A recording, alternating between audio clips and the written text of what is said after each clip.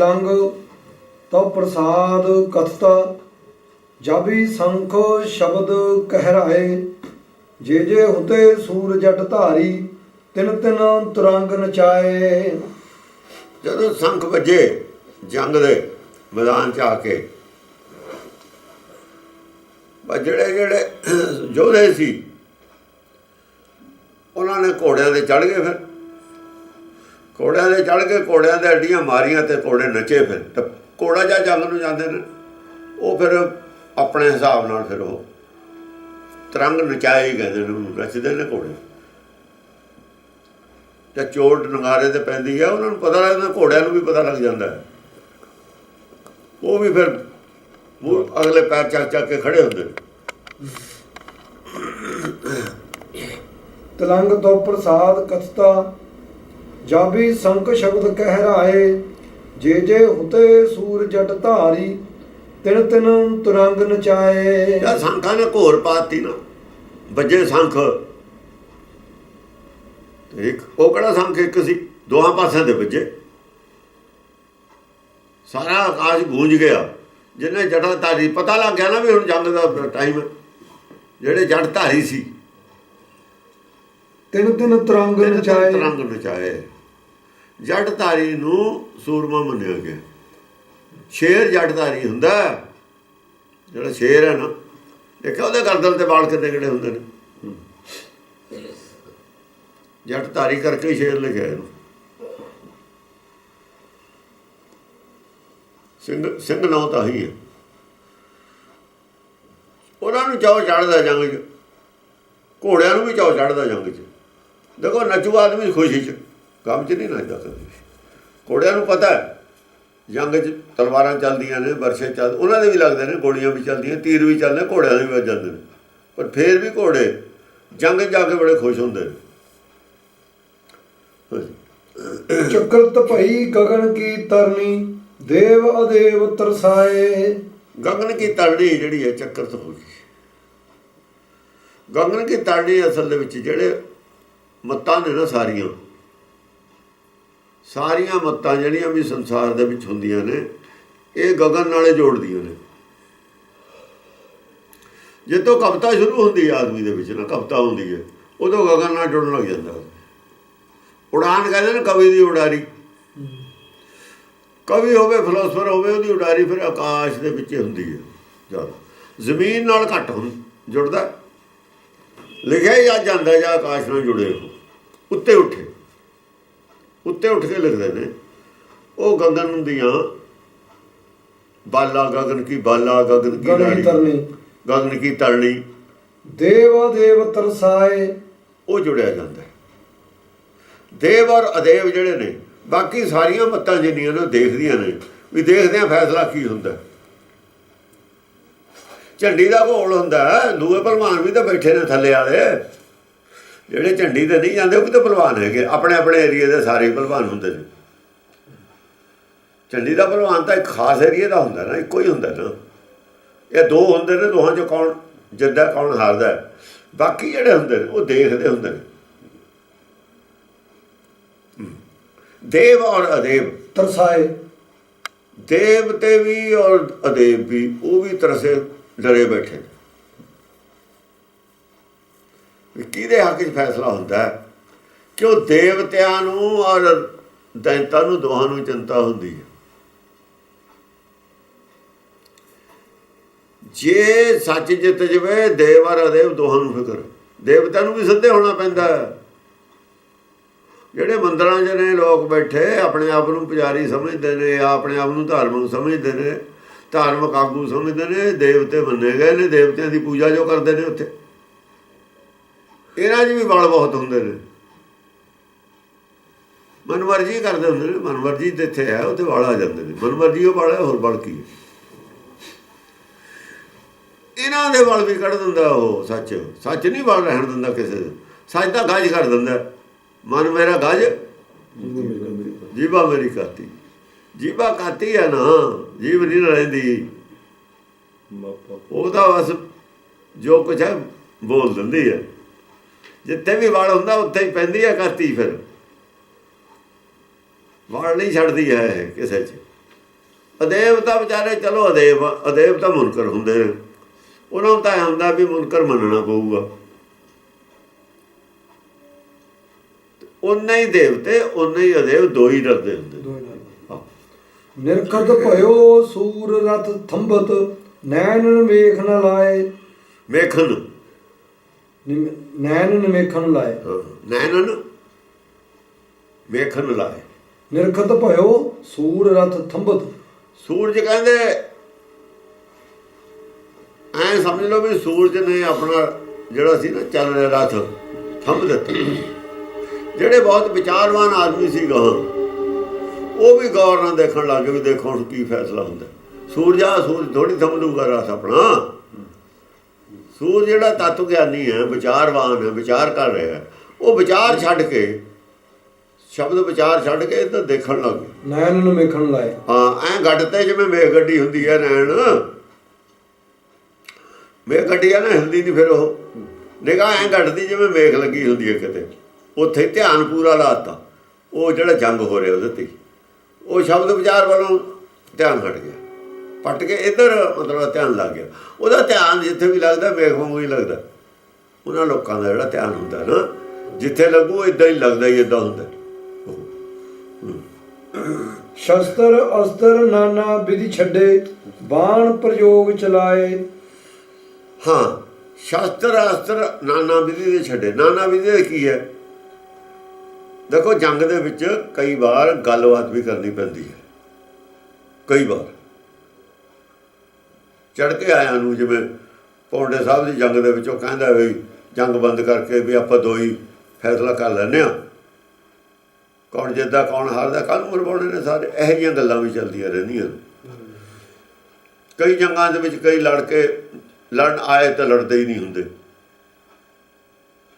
ਲੜਾਈ ਉੱਦਾਂ ਹੀ ਮਤਲਬ ਮੰਨ ਜਾਂਦੇ ਹੁੰਦੇ ਨੇ।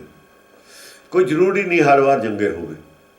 ਜੰਗ ਤੇ ਪਹਿਲਾਂ ਵੀ ਫੈਸਲੇ ਹੋ ਜਾਂਦੇ ਨੇ ਬਹੁਤ ਸਾਰੀਆਂ ਗੱਲਾਂ ਦੇ। ਪੂਰੀ ਤਿਆਰੀ ਹੋਈ ਤੇ ਵੀ ਫੈਸਲੇ ਹੋ ਜਾਂਦੇ ਨੇ, ਜਿਹੜੀ ਜੰਗ ਹੁੰਦੀ ਹੁੰਦੀ। ਹਾਂ, ਬਾਣ ਪ੍ਰਯੋਗ ਚਲਾਏ। ਬਾਣ ਪ੍ਰਯੋਗ ਕੀਤੇ, ਸਾਰੀ ਤਰ੍ਹਾਂ ਦੇ ਹੀ ਹੱਥ ਕੰਡੇ ਇਸਤੇਮਾਲ ਕੀਤੇ, ਗੱਲਬਾਤ ਵੀ ਇਸਤੇਮਾਲ ਕੀਤੀ, ਸ਼ਾਮ ਦਾਮ ਦੰਡ ਭੇਦ ਸਾਰੀਆਂ ਗੱਲਾਂ ਇਸਤੇਮਾਲ ਕੀਤੀਆਂ, ਸਾਰੇ ਤਰੀਕੇ ਪ੍ਰਯੋਗ ਕਰੇ। ਮਾਨੋ ਮਹਾ ਪ੍ਰਯੋਗ ਇਹ ਇੱਕ ਡੰਡੇ ਨੂੰ ਕਹਿੰਦੇ ਨੇ, ਲੋਹੇ ਦੇ ਨੂੰ। ਉਹਦੇ ਤੇ ਸੰਗਲੀ ਬੰਨੀ ਹੁੰਦੀ ਹੈ, ਕਈ ਵਾਰ ਤਾਂ ਉਹਨੂੰ ਵੀ ਕਹਿੰਦੇ ਨੇ ਬਾਣ ਪ੍ਰਯੋਗ। ਆਹੋ, ਕਈ ਵਾਰ ਉਹ ਵਰਸ਼ਾ ਖੋਣ ਨੂੰ, ਤਲਵਾਰ ਖੋਣ ਦੇ ਕੰਮ ਹੁੰਦਾ। ਉਹ ਪਟਾ ਵੀ ਹੁੰਦਾ ਲੱਗਿਆ ਹੋਇਆ ਉੱਤੇ। ਹਾਂਜੀ, ਮਾਨੋ ਮਹਾ ਮੇਘ ਬੂੰਦਣ ਜਿਉ, ਬਾਣ ਪਯੂਹ ਬਰਸਾਏ। ਜਿਵੇਂ ਕਿਤੇ ਤੀਰ ਐਂ ਚੱਲਦੇ ਨੇ, ਵਿਊ ਹੁੰਦਾ ਹੈ, ਕਿਲਾ ਬਣਾ ਦੇਣਾ ਤੀਰਾਂ ਦਾ, ਚੱਕਰ ਵਿਊ ਹੈ, ਉੱਤੇ ਛੱਤ ਪਾ ਦੇਣੀ। ਬਈ ਜਿਵੇਂ ਬੂੰਦਾਂ ਦਾ ਬਾਰਿਸ਼ ਹੁੰਦੀ ਹੈ ਨਾ, ਛੱਤ ਵਾਂਗੂ ਪੈ ਜਾਂਦੀ ਹੈ, ਐਂ ਉਹ ਤੀਰ ਚੱਲਦੇ ਨੇ ਉੱਥੇ। ਇੱਕ ਕਿਸਮ ਦਾ ਜਿਵੇਂ ਕਿਲਾ ਬਣ ਜਾਂਦਾ। ਚਰਪਟ ਚਰਮ ਬਰਮ ਪਰ ਚਟਕੇ, ਦਾ ਚਤ ਤਨਾ ਲਜਾਏ। ਜਦੋਂ ਤੀਰ ਚੱਲੇ ਨੇ, ਕਮਾਣਾ ਚਟਕੀਆਂ ਨੇ, ਤੇ ਤੀਰ ਚੱਲੇ ਨੇ, ਉਹ ਜਿਹੜੇ ਹੁੰਦੇ ਸੀ ਨਾ, ਢਾਲਾਂ ਹੁੰਦੀਆਂ ਸੀ, ਉਹ ਚਮ ਦੀਆਂ ਢਾਲਾਂ ਹੁੰਦੀਆਂ ਸੀ। ਗੈਂਡੇ ਦੇ ਚਮੜੇ ਦੀ ਢਾਲ ਹੁੰਦੀ ਹੈ। ਹੁਣ ਗੈਂਡੇ ਘੱਟ ਮਿਲਦੇ ਨੇ, ਹੁਣ ਲੋਹੇ ਦੀਆਂ ਢਾਲਾਂ ਬਣਨ ਲੱਗੀਆਂ। ਗੈਂਡੇ ਤਾਂ ਵੈਸੇ ਮਿਲਦੇ ਨੇ, ਹੁਣ ਵੀ ਮਰਦੇ ਨੇ। ਢਾਲਾਂ ਹੁਣ ਕੋਈ ਗੈਂਡੇ ਦੀਆਂ ਬਹੁਤੀਆਂ ਲੈ ਕੇ ਰਾਜੀ ਨਹੀਂ, ਕੋਈ ਬਣਾ ਕੇ ਵੀ ਰਾਜੀ ਨਹੀਂ ਹੁਣ ਲੋਕ, ਕਿਉਂ ਆਮ ਨਹੀਂ ਨਾ ਵਿਕਦੀਆਂ ਢਾਲਾਂ। ਮਾਰਕੀਟ 'ਚ ਇਹਨਾਂ ਦੀ ਕੋਈ ਨਹੀਂ, ਨਿਹੰਗ ਸਿੰਘ ਢਾਲਾਂ ਰੱਖਦੇ ਨੇ, ਹੋਰ ਕੋਈ ਰੱਖਦਾ ਹੀ ਨਹੀਂ ਹੈਗਾ। ਅਤੇ ਉਹ ਲੋਹੇ ਲਾਹੇ ਦੀਆਂ ਹੁਣ ਬਣਾ ਲੈਂਦੇ ਨੇ ਲੋਕ, ਬਣਾਉਣ ਲੱਗੇ। ਢਾਲਾਂ ਦੇ ਉੱਤੇ ਜਦੋਂ ਸੰਜੋਗ ਜਿਹੜੀ ਹੁੰਦੀ ਹੈ, ਉਹ ਹੁੰਦੀ ਸੀ ਲੋਹੇ ਦੀ। ਉਹਦੇ 'ਤੇ ਜਦ ਤੀਰ ਲੱਗਦੇ ਨੇ ਆ ਕੇ, ਤਾਂ ਉਹਦੇ 'ਚੋਂ ਅੱਗ ਨਿਕਲਦੀ ਹੈ। ਜੇ ਲੋਹੇ 'ਤੇ ਲੋਹਾ ਲੱਗਦਾ, ਅੱਗ ਨਿਕਲਦੀ ਹੁੰਦੀ ਹੈ।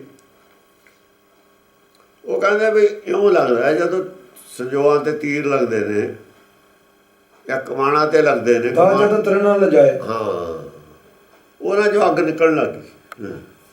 ਸਰੋਣਤ ਭਰੇ ਜਿਵੇਂ ਜਲਦੇ ਹੁੰਦੇ ਨੇ ਤਿਲਕੇ ਘਾਹ ਜਲਦਾ ਨਾ ਵਿੱਚੋਂ ਚੰਗਿਆੜੇ ਜੇ ਨਿਕਲਦੇ ਨੇ, ਉਹ ਚੰਗਿਆੜੇ ਜੇ ਵਿੱਚ ਨਿਕਲਦੇ ਨੇ। ਸਰੋਣਤ ਭਰੇ ਬਸਤਰ ਸੋਭਿਤ ਜਨ ਚਾਚਰ ਖੇਲ ਸਧਾਏ। ਹਾਂ, ਉਹ ਜਿਵੇਂ ਐ ਨਿਕਲੇ ਹੋਏ ਨੇ ਵਿੱਚੋਂ ਲਹੂ ਖੂਨ ਨਿਕਲ ਕੇ ਕੱਪੜੇ ਉਹਨਾਂ ਦੇ ਰੰਗੇ ਗਏ, ਐ ਸਮਝ ਲਓ ਜਿਵੇਂ ਹੋਲੀ ਖੇਲ ਕੇ ਆਏ ਹੁੰਦੇ ਨੇ ਲੋਕ। ਜਨ ਚਾਚਰ ਖੇਲ ਸਧਾਏ। ਆਹੋ, ਚਾਚਰ ਖੇਲ ਹੈ ਇਹਦਾ, ਹੋਲੀ ਦਾ ਖੇਲ ਵੀ ਹੋਲੀ ਖੇਡ ਕੇ ਆਏ ਨੇ, ਜਿਵੇਂ ਜਾਂ ਖੇਡਦੇ ਫਿਰਦੇ ਨੇ, ਇਉਂ ਲੱਗਦੇ ਨੇ।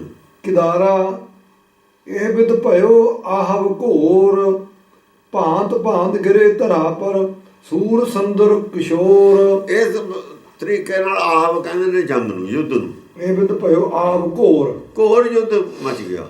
ਇਸ ਤਰੀਕੇ ਨਾਲ ਘੋਰ ਯੁੱਧ ਮਚ ਗਿਆ। ਤੀਰ ਚੱਲਦੀਆਂ, ਤਲਵਾਰਾਂ ਚੱਲਦੀਆਂ ਨੇ, ਵਰਸੇ ਨੇ, ਜਿਹਦੇ ਹਥਿਆਰ ਸਾਰੇ ਚੱਲਦੇ ਨੇ, ਜ਼ਖਮੀ ਵੀ ਹੁੰਦੇ ਨੇ, ਮਰਦੇ ਵੀ ਨੇ, ਟੁਕ ਟੁਕ ਕੇ ਗਿਰਦੇ ਵੀ ਨੇ। ਘੋਰ ਯੁੱਧ ਮਚ ਗਿਆ, ਗਹਿ ਕੱਚ ਯੁੱਧ ਮਚ ਗਿਆ। ਭਾਂਤ ਭਾਂਤ ਗਿਰੇ ਧਰਾ ਪਰ ਸੂਰ ਸੁੰਦਰ ਕਿਸ਼ੋਰ।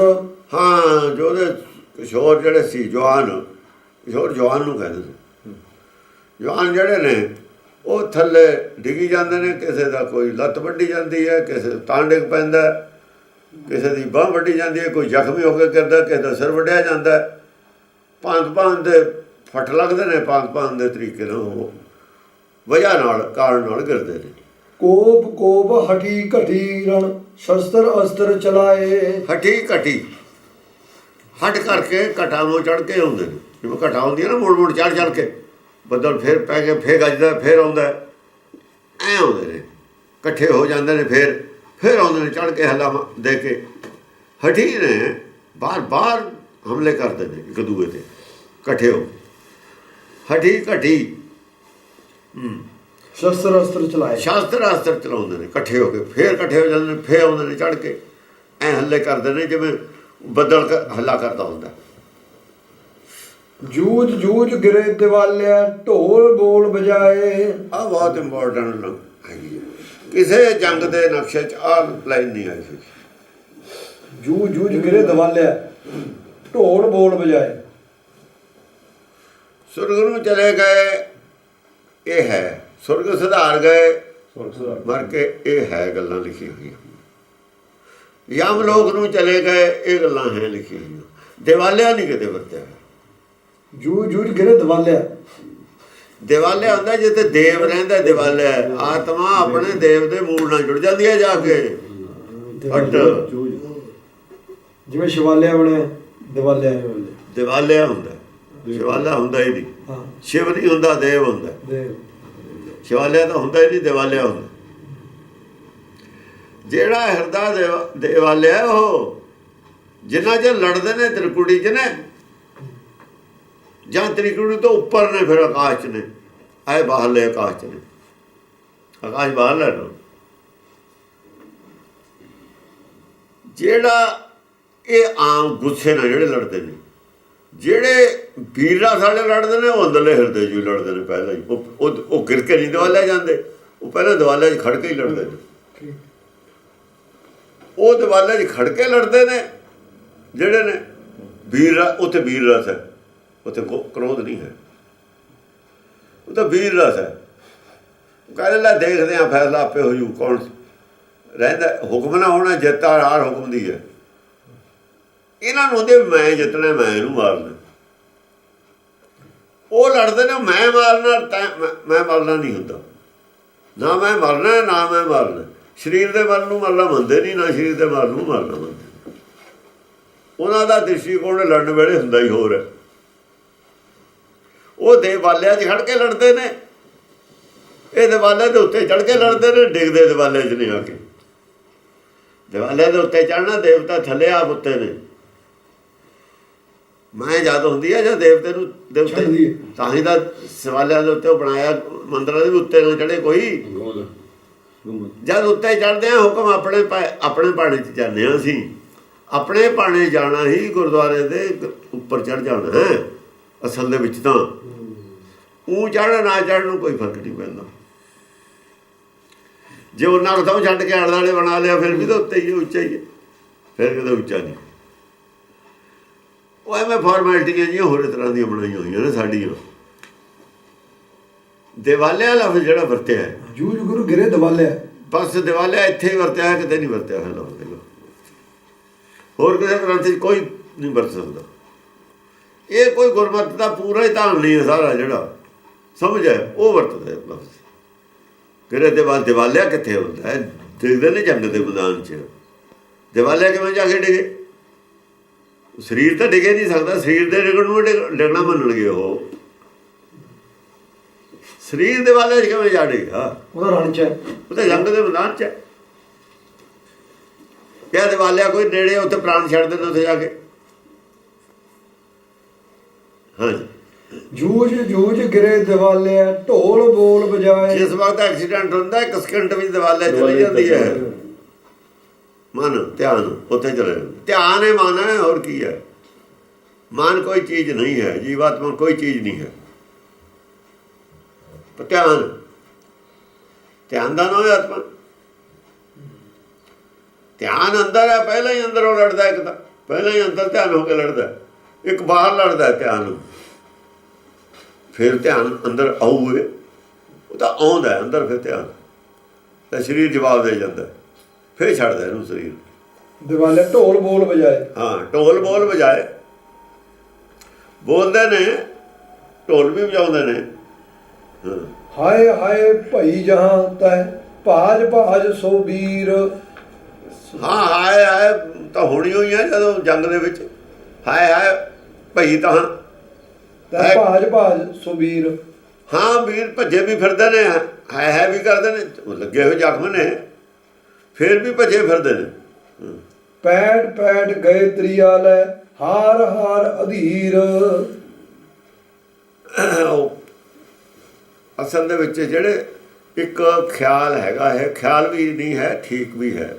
ਜਿਹੜੇ ਉਹ ਮੁਸਲਮਾਨਾਂ ਦਾ ਨਾ ਵੀ ਹੂਰਾਂ ਮਿਲਣਗੀਆਂ, ਇਹ ਕਰਨਗੀਆਂ, ਉਹ ਕਰਨਗੀਆਂ, ਇਹ ਗੱਲ ਦਸਮ ਪਾਤਸ਼ਾਹ ਵੀ ਮੰਨੀ ਜਾਂਦੇ ਨੇ, ਸਾਡੇ ਗ੍ਰੰਥਾਂ 'ਚ ਵੀ ਮੰਨੀ ਹੋਈ ਹੈ ਗੱਲ ਵੀ ਹੂਰਾਂ ਆਉਂਦੀਆਂ ਨੇ, ਲੈ ਕੇ ਜਾਂਦੀਆਂ ਨੇ। ਰੂਹਾਂ ਨੇ, ਹੂਰਾਂ ਕੀ ਨੇ? ਰੂਹਾਂ ਨੇ। ਅਸਲ ਦੇ ਵਿੱਚ ਜਿਹੜੀ ਇਸਤਰੀ ਹੈ ਨਾ, ਉਹ ਮੁਕਤੀ ਤੋਂ ਜਿਹੜੀ ਪਹਿਲੀ ਸਟੇਜ ਹੈ, ਅਜੋ ਮੁਕਤੀ ਤੋਂ ਪਹਿਲੀ ਸਟੇਜ ਹੈ। ਆਦਮੀ ਜੇ ਚੰਗਾ ਠੀਕ ਵੀ ਨਾ ਹੋਵੇ ਨਾ, ਧਾਰਮਿਕ ਹੋਵੇ ਵੀ ਨਾ, ਔਰਤ ਧਾਰਮਿਕ ਹੋਵੇ, ਤਾਂ ਅਗਲਾ ਜਨਮ ਨਹੀਂ ਉਹ ਉਹਦੇ ਨਾਲ ਲੈਣਾ ਚਾਹੁੰਦੀ। ਐਸ ਜਨਮ ਦੇ ਵਿੱਚ ਆ ਕੇ ਉਹਨੇ ਧਰਮ ਦੀ ਕਮਾਈ ਕਰ ਲਈ, ਆਦਮੀ ਨੇ ਕੀਤੀ ਨਹੀਂ, ਆਦਮੀ ਵਿਰੋਧੀ ਹੋ ਗਿਆ। ਦੋਏ ਉਹ ਵੀ ਤਾਂ ਹੋ ਸਕਦੇ ਨਾ, ਉਹ ਵਿਰੋਧੀ ਹੋ ਗਿਆ, ਉਹ ਧਾਰਮਿਕ ਹੋ ਗਈ। ਹੁਣ ਦੋਹਾਂ ਦੇ ਰਸਤੇ ਅੱਡ ਅੱਡ ਹੋ ਜਾਣੇ ਨੇ, ਉਹਨਾਂ ਨੇ ਜਨਮ ਨਹੀਂ ਇਕੱਠਾ ਲੈਣਾ। ਅੰਦਰੋਂ ਉਹਨੇ ਕਹਿਣਾ ਵੀ ਮੈਂ ਹੁਣ, ਕਿਉਂਕਿ ਧਰਮ ਅੰਦਰਲੀ ਅਵਸਥਾ ਦਾ ਨਾ, ਬਾਹਰਲੀ ਦਾ ਤਾਂ ਹੈ ਨਹੀਂ। ਦਿਖਾਵੇ 'ਚ ਚਾਹੇ ਨਾ ਕੁਛ ਕਹੇ ਉਹਨੂੰ, ਪਰ ਅੰਦਰੋਂ ਦੁਖੀ ਹੋ ਤੋਂ। ਉਹਨੇ ਹੁਣ ਗਾਹਾਂ ਦਾ ਜਨਮ ਕਿਹਦੇ ਨਾਲ ਲੈਣਾ ਹੈ? ਉਹ ਤੋਂ ਬਾਅਦ ਉਹ ਧਾਰਮਿਕ ਜਿਹੜੇ ਬੰਦੇ ਨੇ, ਯੋਧੇ ਨੇ, ਜਿਹੋ ਜਿਹੀ ਉਹਦੀ ਇੱਛਾ ਹੁੰਦੀ ਹੈ, ਉਹ ਜਾਂ ਫਿਰ ਆਤਮਾਵਾਂ ਪਹਿਲਾਂ ਹੀ ਚੁਣ ਲੈਂਦੀਆਂ। ਇਹ ਗੱਲਾਂ ਨੇ ਜਿਹੜੀਆਂ, ਇਹ ਹੈ ਤਾਂ ਹੁਣ ਗਾਹਾਂ ਦੀਆਂ। ਵਿਦਵਾਨ ਇਹਨਾਂ ਗੱਲਾਂ ਨੂੰ ਨਹੀਂ ਮੰਨਣਗੇ, ਵਿਦਵਾਨ ਨਹੀਂ ਮੰਨਣਗੇ। ਇਸਲਾਮ ਵੀ ਮੰਨਦਾ, ਈਸਾਈ ਵੀ ਮੰਨਦੇ ਨੇ, ਇਹ ਗੱਲ ਸਾਰੇ ਧਰਮ ਮੰਨਦੇ, ਸਾਂਝੀ ਹੈ। ਜਿਹੜੀਆਂ ਗੱਲਾਂ ਸਾਂਝੀਆਂ ਨਹੀਂ, ਉਹ ਗੁਰਬਾਣੀ ਨੇ ਰੱਦ ਕੀਤੀਆਂ ਨੇ। ਜਿਹੜੀਆਂ ਗੱਲਾਂ ਸੱਚ ਨੇ, ਰੱਦ ਨਹੀਂ ਕੀਤੀਆਂ, ਸੱਚ ਨੇ ਰੱਦ ਕੀਤਾ। ਇਹਨਾਂ ਦੇ ਜੋੜ ਪਹਿਲਾਂ ਹੀ ਹੋ ਜਾਂਦੇ ਨੇ। ਹਾਂ, ਜੋੜ ਰਹਿ ਵੀ ਜਾਂਦੇ ਨੇ, ਜੋੜ ਟੁੱਟ ਵੀ ਜਾਂਦੇ ਨੇ। ਰੋੜ ਕੋਈ ਬੱਲਾ ਰਹਿ ਜਾਂਦਾ, ਗਾਹਾਂ ਨੂੰ ਵੈਸੇ ਬਹੁਤੇ ਟੁੱਟ ਜਾਂਦੇ। ਜੇ ਆਦਮੀ ਭਗਤ ਹੋਵੇ, ਬਹੁਤ ਘੱਟ ਚਾਂਸਸ ਨੇ ਵੀ ਕੋਈ ਔਰਤ ਉਹਦਾ ਸਾਥ ਦੇਵੇ ਭਗਤੀ ਦਾ, ਘੱਟ ਚਾਂਸਸ। ਕਿਉਂ? ਮਾਇਆ ਨੂੰ ਨਹੀਂ ਛੱਡਣਾ ਚਾਹੁੰਦੀ।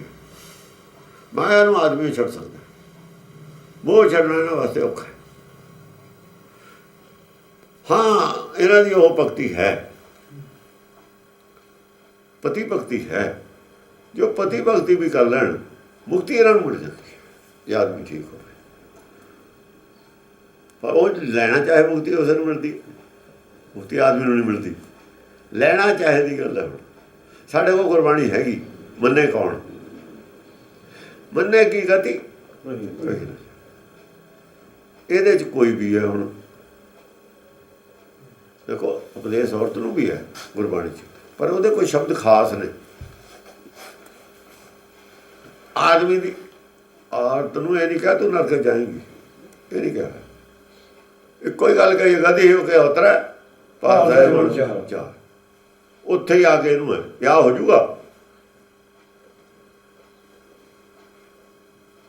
ਜੇ ਔਰਤ ਦੀ ਪੂਜਾ ਕਰੂ, ਸੇਵਾ ਕਰੂਗੀ, ਔਰਤ ਤੇ ਸ਼ਰਧਾ ਰੱਖੂਗੀ, ਤਾਂ ਉਹ ਫਿਰ ਸਮਝੋ ਉਹਦੀ ਬੁੱਧੀ ਖੋਤੀ ਵਰਗੀ ਹੋਈ ਹੈ, ਹੋਰ ਬੁੱਧ ਮਾਰੀ ਜਾਊਗੀ।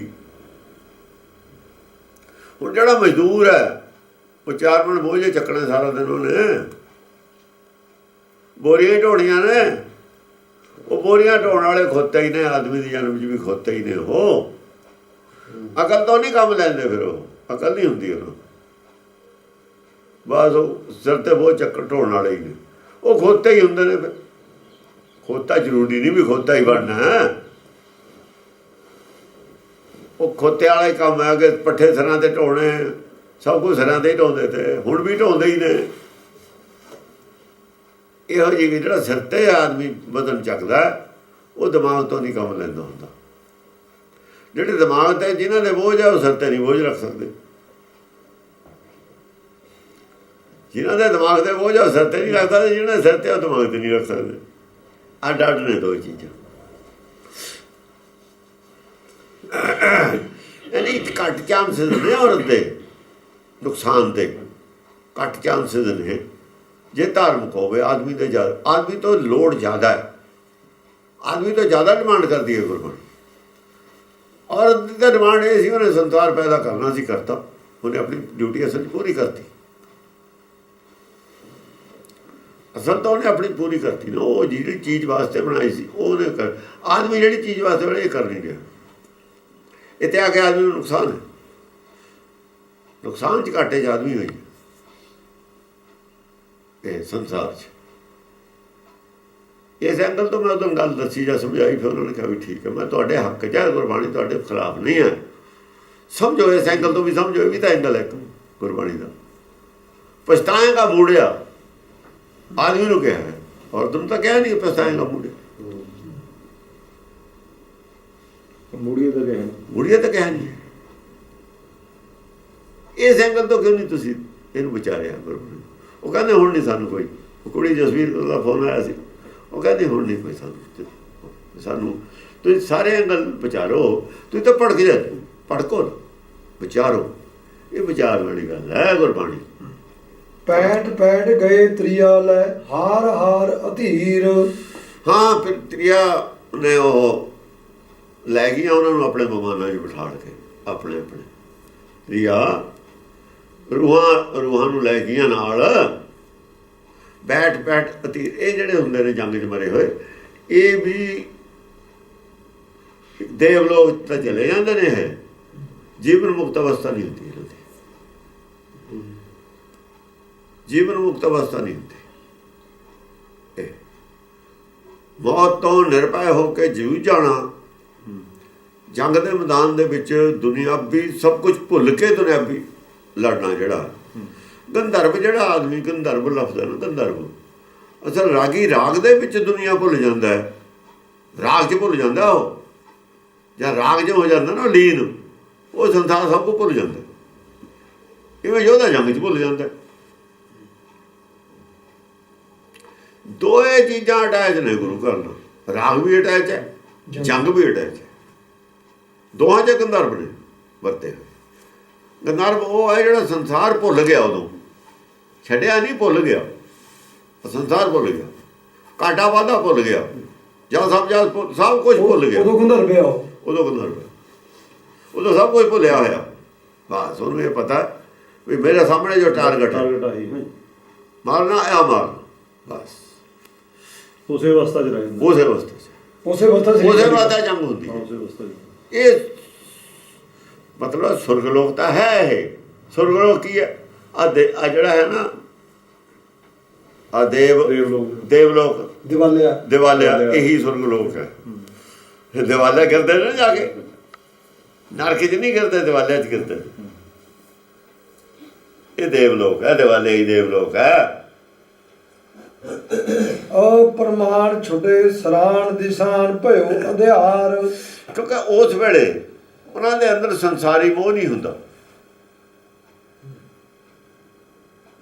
ਕਿਉਂਕਿ ਸੰਸਾਰ ਛੱਡਿਆ ਹੁੰਦਾ। ਸਭ ਭੁੱਲੇ ਹੋਏ ਹੁੰਦੇ ਨੇ ਰਿਸ਼ਤੇਦਾਰੀਆਂ ਨੂੰ, ਜਿਵੇਂ ਸੌਂ ਜਾਂਦਾ ਆਦਮੀ ਭੁੱਲ ਜਾਂਦਾ, ਸੁਪਨਾ ਆ ਜਾਂਦਾ, ਸੁਪਨੇ ਦਾ ਗਿਆਨ ਹੁੰਦਾ, ਬਾਕੀ ਹੁੰਦਾ ਨਹੀਂ। ਸੁਪਨੇ ਦਾ ਗਿਆਨ ਹੁੰਦਾ, ਬਾਕੀ ਤਾਂ ਹੁੰਦਾ ਨਹੀਂ, ਕੁਛ ਵੀ ਨਹੀਂ ਹੁੰਦਾ ਪਤਾ। ਭੁੱਲੇ ਹੋਏ ਹੁੰਦੇ ਨੇ ਸਾਰਾ ਕੁਝ, ਭੁੱਲੇ ਹੋਏ ਕਰਕੇ ਅਗਲਾ ਗੱਲ ਤਾਂ ਕਰਕੇ, ਕਿਉਂਕਿ ਮੋਹ ਹੁੰਦਾ ਨਹੀਂ ਉਹਨਾਂ ਦੇ ਵਿੱਚ, ਪਿੱਛੇ ਯਾਦ ਹੁੰਦਾ ਨਹੀਂ।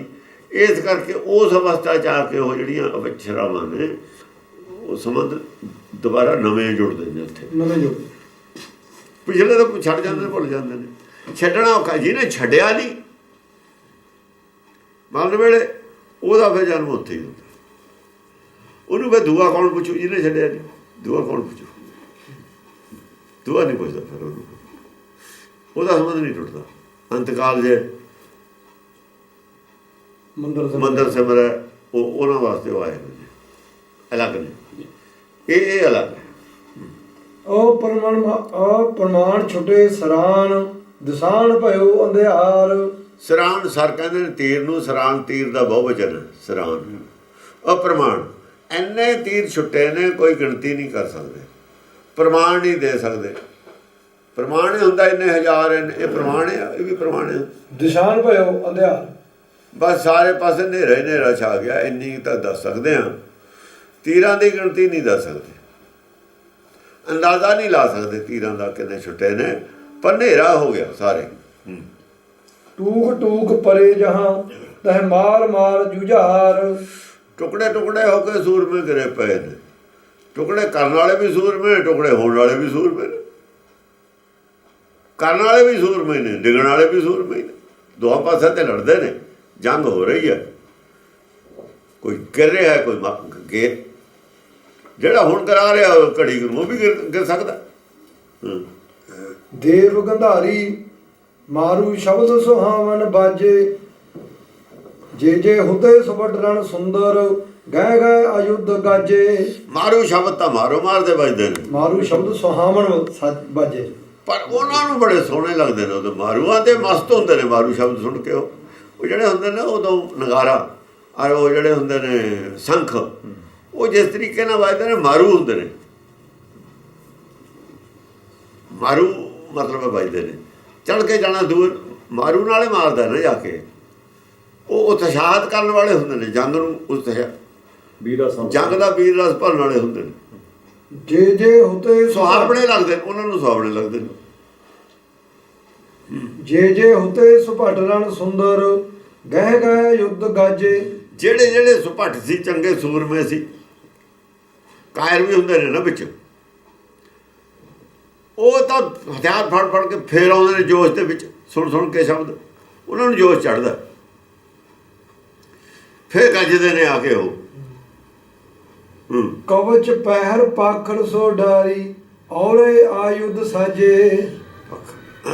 ਕਬਜਾ ਪੈ ਲਿਆ, ਦੂਏ ਲੜਾਈ ਅਗਲੇ ਦਿਨ ਦੀ ਚੱਲ ਪਈ ਨਾ। ਫਿਰ ਕਬਜਾ ਪੈ ਲਿਆ, ਘੋੜਿਆਂ ਦੇ ਪਾਲੇ ਪਾਖੜੇ ਫੇਰ ਕਸ ਲਏ, ਔਰੇ ਆਯੁਧ ਸਾਜੇ। ਯੁੱਧ ਦੇ ਸਾਜ ਚੱਕ ਲਏ, ਫੇਰ ਹਥਿਆਰ ਚੱਕ ਲਏ। ਭਰੇ ਗੁਮਾਨ ਸੁਭਟ ਸਿੰਘਣ ਜਿਉ ਆਹਬ ਭੂਮ ਬਿਰਾਜੇ। ਗੁਮਾਨ ਦੇ ਭਰੇ ਨੇ, ਗੁਮਾਨ ਹੁੰਦਾ ਹੀ ਹੈ ਜੰਗ ਦੇ ਵਿੱਚ। ਵੀਰ ਰਸ ਤੋਂ ਬਿਨਾਂ ਗੁਮਾਨ ਹੁੰਦਾ ਜ਼ਰੂਰ, ਜਾਂ ਤਾਂ ਹੰਕਾਰ ਦੇ ਸੰਸ ਵਿੱਚ ਲੜੂਗਾ ਜਾਂ ਵੀਰ ਰਸ ਦੀ ਸੰਸ 'ਚ ਲੜੂਗਾ।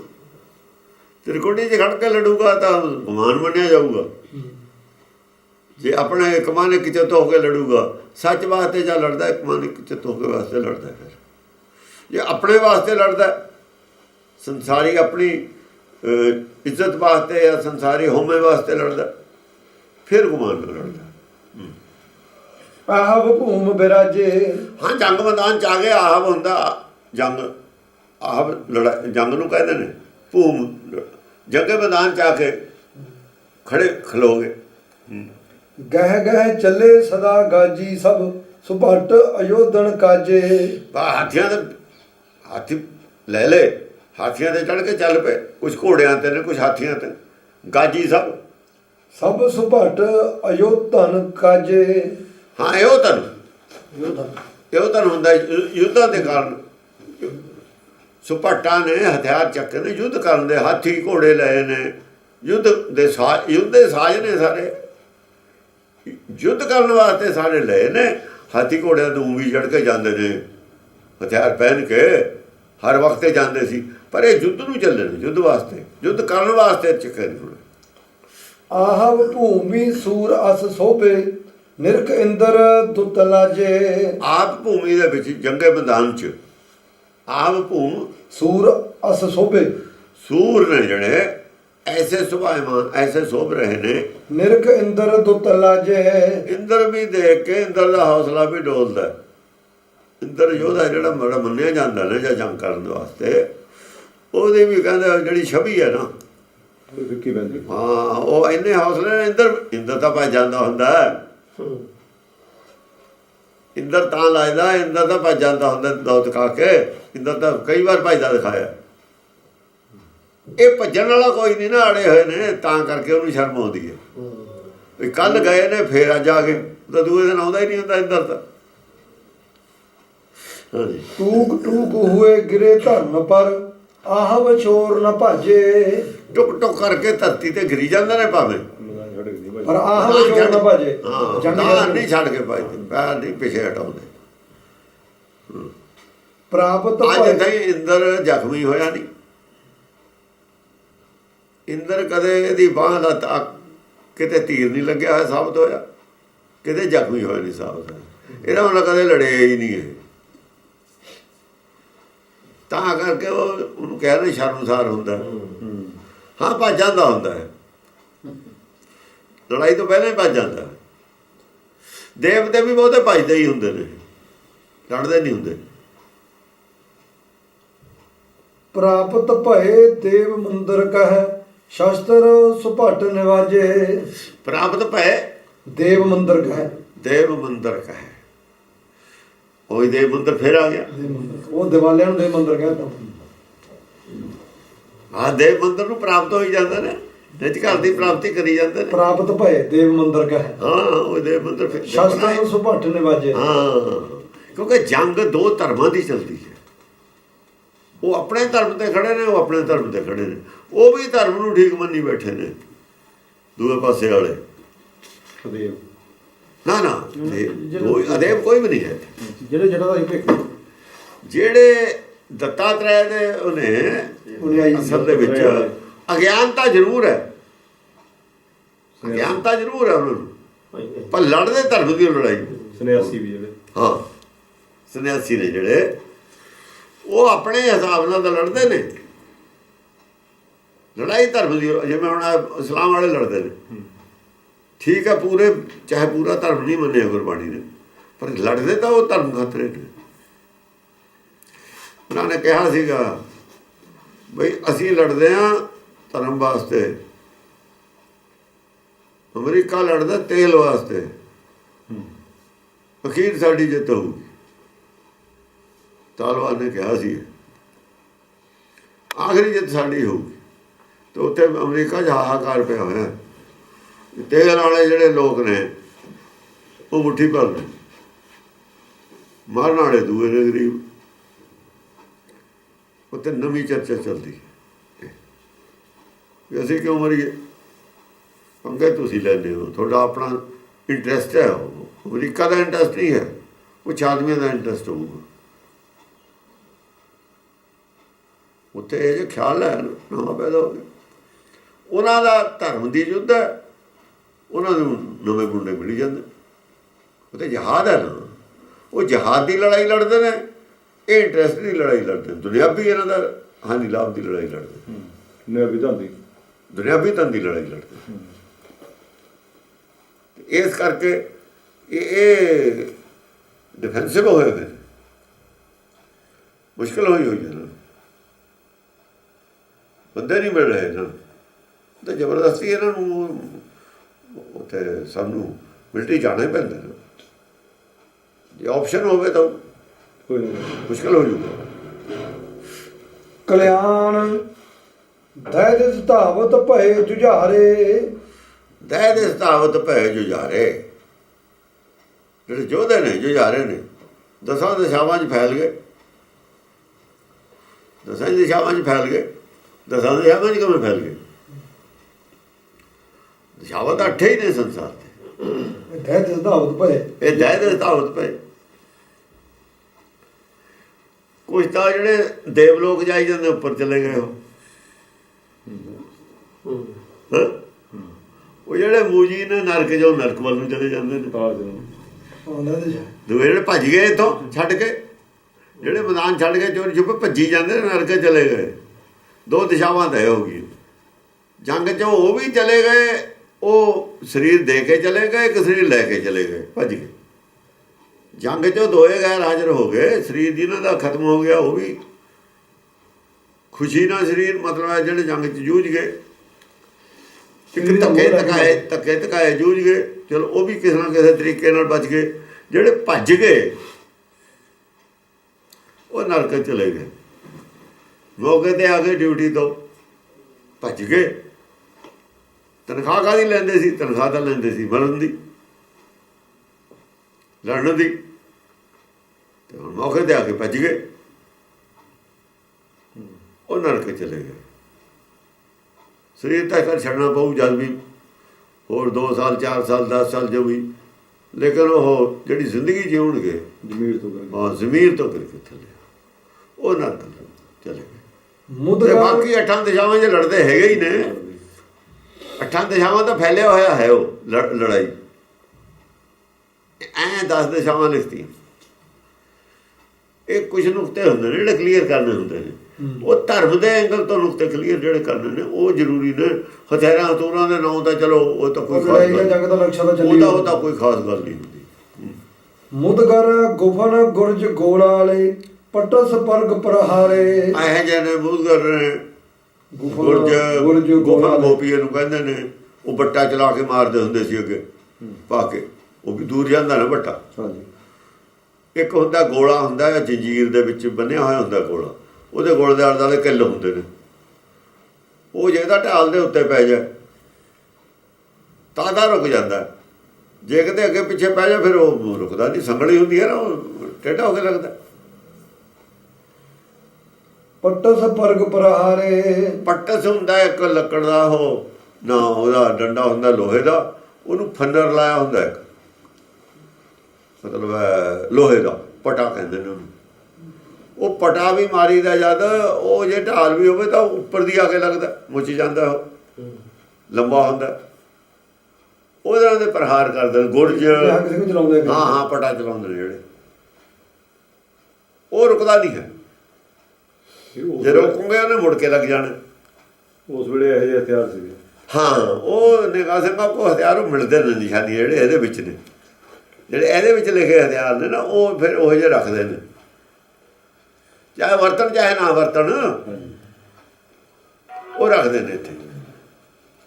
ਗਿਰ ਗਿਰ ਪਰੇ ਸੁਭਟਰਨ ਮੰਡਲ ਜਾਨ ਬਸੰਤ ਖਿਲਾਰੇ।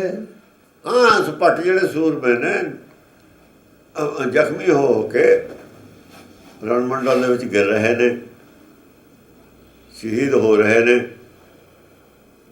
ਮਤਲਬ ਹੈ ਉਹਨਾਂ ਦੇ ਉੱਤੇ ਖੂਨ ਸਰੀਰ ਦੇ ਉੱਤੇ ਕੱਪੜਿਆਂ 'ਤੇ ਡੁੱਲਦਾ। ਐਂ ਸਮਝ ਲਓ ਬਸੰਤ ਦੇ ਜਿਵੇਂ ਫੁੱਲ ਖਿੜੇ ਹੁੰਦੇ ਨੇ, ਕਿਸੇ ਦੇ ਵੱਧ ਹੈ ਕਿਸੇ ਦੇ ਘੱਟ ਹੈ, ਇਉਂ ਲੱਗਦੇ ਨੇ। ਉਠ ਉਠ ਭਏ ਜੁੱਧ ਕੋ ਪ੍ਰਾਪਤ ਰੋਹ ਭਰੇ ਰਜਵਾਰੇ। ਕਈ ਡਿੱਗ ਪੈਂਦੇ ਨੇ, ਸੱਟ ਲੱਗਦੀ ਹੈ, ਫਿਰ ਉੱਠ ਖੜਦੇ ਨੇ, ਫਿਰ ਗੁੱਸੇ ਨਾਲ ਹੋ ਕੇ ਫਿਰ ਜੰਗ ਕਰਨ ਲੱਗ ਜਾਂਦੇ ਨੇ।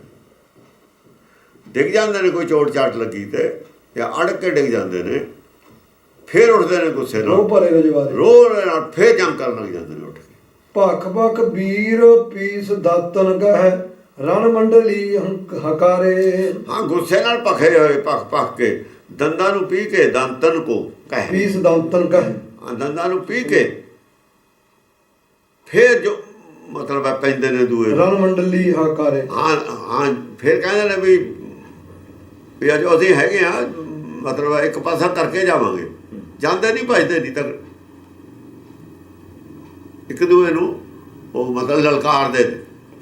ਬਰਛੀ ਬਾਣ ਕਿਰਪਾਨ ਗਜਾਇਦ ਅਸਤਰ ਸ਼ਸਤਰ ਸੰਭਾਲੇ। ਬਰਛੀਆਂ ਬਾਣ ਕਿਰਪਾਨਾਂ ਅਸਤਰ ਸ਼ਸਤਰ ਸਾਰੇ ਹੀ ਵਰਤਦੇ ਨੇ, ਪ੍ਰਹਾਰ ਕਰਦੇ ਨੇ। ਜਿਹਦੇ ਕੋਲ ਜਿਹੋ ਜਿਹਾ ਹੈਗਾ ਆਪਣੇ ਆਪਣੇ ਹਥਿਆਰ ਚਲਾਉਂਦੇ ਨੇ। ਭਸਮੀ ਭੂਤ ਭਏ ਗੰਧਰਵ ਗਣ ਦਾਜਤ ਦੇਵ ਪੁਕਾਰੇ। ਕਹਿੰਦੇ ਜਿਹੜੇ ਭਸਮ ਲਾਉਂਦੇ ਹੁੰਦੇ ਸੀ ਨਾ, ਭਸਮੀ ਭੂਤ ਭਏ ਗੰਧਰਵ ਗਣ।